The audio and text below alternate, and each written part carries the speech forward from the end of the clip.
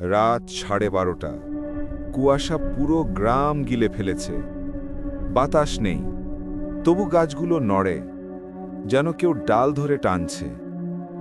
পাহাড়ের পেছনে যে পুরনো লঞ্চঘাট একসময় লোকজনে ভরপুর ছিল, সেটা এখন পরিত্যক্ত। মানুষ বলে ওখানে রাত হলে নদীর নিচে কেউ হাঁটে। নদী নয়, মাটির নিচে। মাহি, আরিফ, সাজিদ 3 বন্ধু বাজি ধরে রাতে ওই ঘাটে যাবে। গ্রামের বুড়োরা বলে, যেদিকে পানি থামে সেদিকে মানুষ হারায়। তারা হাসে, কিন্তু হাসি বেশি সময় টেকে না। ঘাটে পৌঁছে তারা দেখে নদীর পানি স্থির, ঢেউ নেই। জায়গাটা এত নীরব যে সামান্য শব্দও দেয়ালের মতো ফিরে আসে। মাঝখানে একটা ভাঙা নৌকা উল্টো হয়ে পড়ে আছে। নৌকার কাঠে কাদা নয়, আঁচড়, যেন ভিতর থেকে কেউ বের হওয়ার চেষ্টা করেছে। মারিফ মোবাইলের আলো ফেলে দেখে নৌকার পাশে কাদা জমে আছে, কিন্তু সেই কাদায় পায়ের ছাপ নেই, হাতের ছাপ আছে। 5 আঙুলের মতো নয়, 6টা, লম্বা, বেঁকে থাকা। মাহি বলল, চলো ফিরি। ঠিক তখনই নদীর দিকে তাকিয়ে দেখে পানিতে কারো মাথা ভাসছে। মানুষ নয়, মানুষের মতোও নয়। মাথাটা কুয়াশার মাঝে আস্তে আস্তে ওঠে। চোখ নেই, 2টো গভীর গর্ত। গর্তের ভেতর নড়াচড়া হচ্ছে, যেন ভেতরের ছোট ছোট আঙুল ছটফট করছে। হঠাৎ মাথাটা ডুবে যায়, কোনো শব্দ নেই। তারা দৌড়াতে গেলে হুঁশ, নৌকার নিচ থেকে একটা শুষ্ক শ্বাস বের হয়। সাজিদ টর্চ ফেলে দেয়। টর্চের আলো গড়িয়ে নৌকার নিচে গিয়ে পড়ে। তারা দেখতে পায় নৌকার তলায় উল্টোভাবে আটকে থাকা একটা মুখ।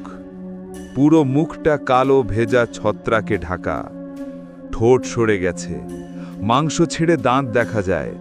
চোখ নেই, কিন্তু মুখ নড়ে। ফাটা গ্লাসে আঙুল টানার মতো শব্দ। মুখটা ফিসফিস করে, তোমরা এসে গেছো এতদিন পর। পাশের নদীতে একসাথে 5টা মাথা ভেসে ওঠে।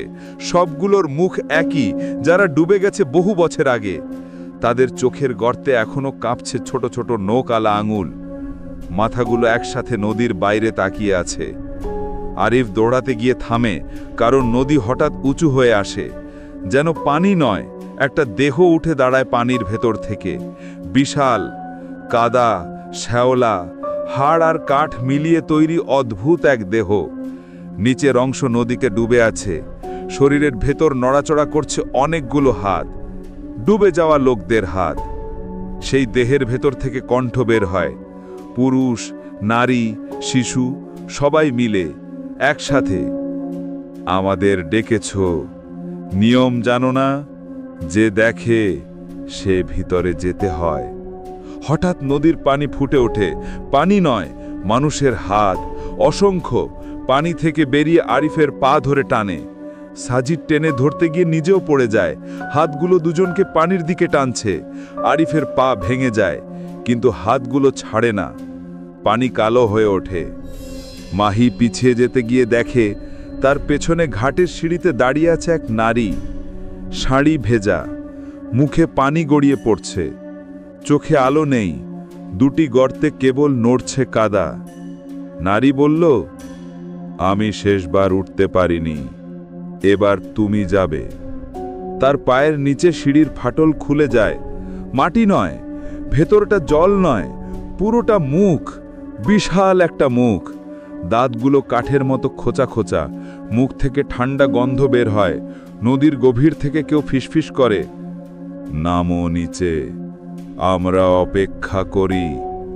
মাহি পেছোতে চায়, দৌড়াতে চায়, কিন্তু মাটি টেনে ধরে।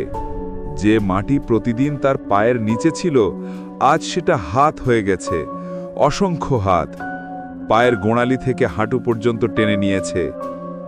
আরিফ আর সাজিদের মাথা শুধু কিছুক্ষণ দেখা যায়, তারপর দুজনই নদীর অন্ধকারে গিলে যায়। শব্দ নেই, শুধু পানির নিচে কিছু একটা খুব ধীরে চিবাচ্ছে। নারীটা ধীরে ধীরে মাহির সামনে হাঁটু গেড়ে বসে। মুখটা নামিয়ে তার কানে বলে, আজ তুমি নামবে, কাল তোমার মুখ থাকবে অন্যদের ডাকার জন্য। মাটি মাহিকে টেনে নেয়, তার শেষ চিৎকারটাও কুয়াশা গিলে ফেলে। পরের সকালে ঘাট শান্ত, কেউ নেই, কেবল নদীর পানি অস্বাভাবিকভাবে স্থির। আর ঠিক দুপুরে ঘাটের ধারে ভেজা কাদায় দেখা যায় 3টি নতুন হাতের ছাপ, সব ছাপেই 6টা আঙুল।